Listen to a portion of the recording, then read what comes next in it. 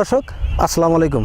দেশ ও দেশের বাইরে থেকে যে যেখান থেকে আমার অনুষ্ঠান প্রতিনিয়ত দেখে থাকেন কৃষি কথা ইউটিউব চ্যানেল থেকে তাদেরকে জানাই আন্তরিক শুভেচ্ছা অভিনন্দন। শুরু করছি আজকের প্রতিবেদন, সঙ্গে আছে আমি এরশাদ হোসাইন।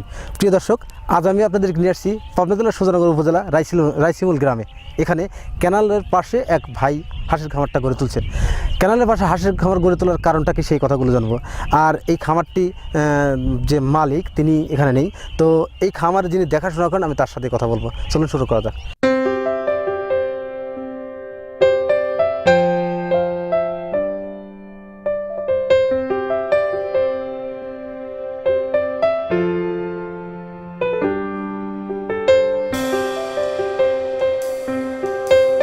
প্রিয় দর্শক, আমার সামনে দিদি দাঁড়িয়ে আছেন আর আমি যে ভিতরে দাঁড়িয়ে আছি, এখানে হাঁসগুলো রাখা হয় রাত্রিবেলা। আমি সেই হাঁস পালনের বিভিন্ন তথ্য আপনাদের সামনে উপস্থাপনা করব।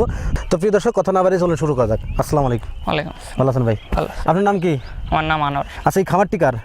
খামারটা জন্টুর। জন্টুর আর কি। আপনি কি করেন এখানে? এখানে আমি থাকি। এখানে থাকেন আর কি। আপনার এই হাঁস পালন করার অভিজ্ঞতা কতদিনের? এই বছর তিনেকের। এখানে কতগুলো হাঁস থাকে? হাঁস থাকে 500 হাঁস থাকে। 500 হাঁস থেকে প্রতিদিন কি পরিমাণ ডিম দিচ্ছে এখন? ডিম দিচ্ছে 200-250। এত কম কেন? ডিম এখন খাওয়া কম পাচ্ছে, তো ডিম কিছু কম। যাই হোক, খাওয়ার কম পাচ্ছে কারণটা কি? খাবার ধরেন এখন জুলাই হাঁস রাখতে রাখতে খাবার শামুকটা ফুরাই গেছে আর কি। এটা আবার কখন সমাধান হবে আপনাদের?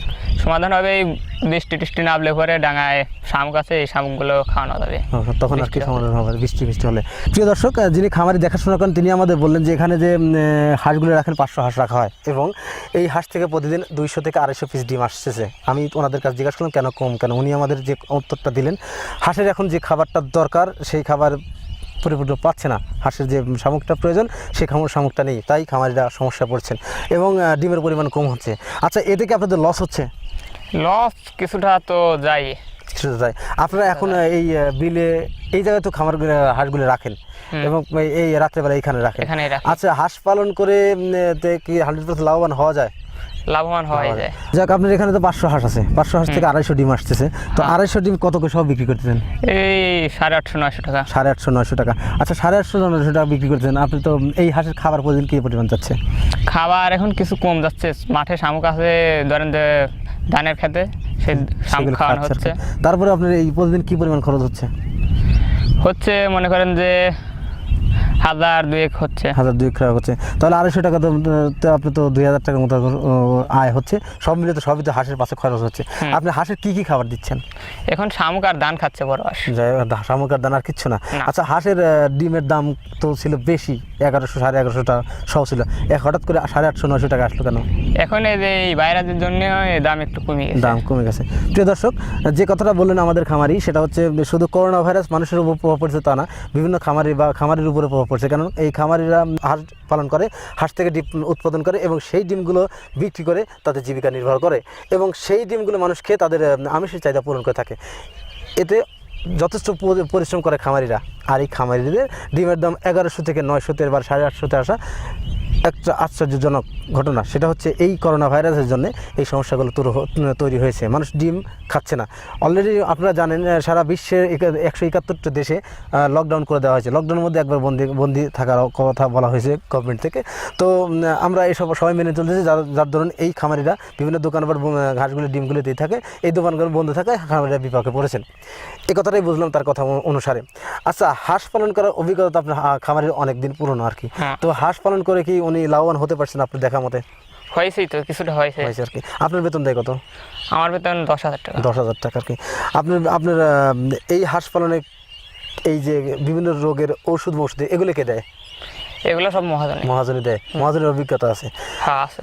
প্রিয় দর্শক, ঝন্টু ভাইয়ের যে খামারটিতে আমি পূর্বে একটা ভিডিও তৈরি করছিলাম, যে খামারে 1800 হাঁস ছিল, এই হাঁসগুলো হঠাৎ করে 3 দিনে ধ্বংস হয়েছিল। আপনারা পূর্বে ভিডিওগুলো দেখেন, ঝন্টু ভাইয়ের খামার। সেই ঝন্টু ভাই আবার নতুন করে খামার তৈরি করছেন। আসলে হাঁসের যদি লাভ না থাকতো তাহলে উনি খামারটি তৈরি করতেন না বা খামার পরিচালনা করতেন না। সব বাদ দিয়ে উনি খামারটি করছেন। উনি এখানে নেই, উনি থাকলে হয়তো বা বিষয়টা আর ভালো হতো বা তার কাছ থেকে ভালো তথ্য নিতে পারতাম।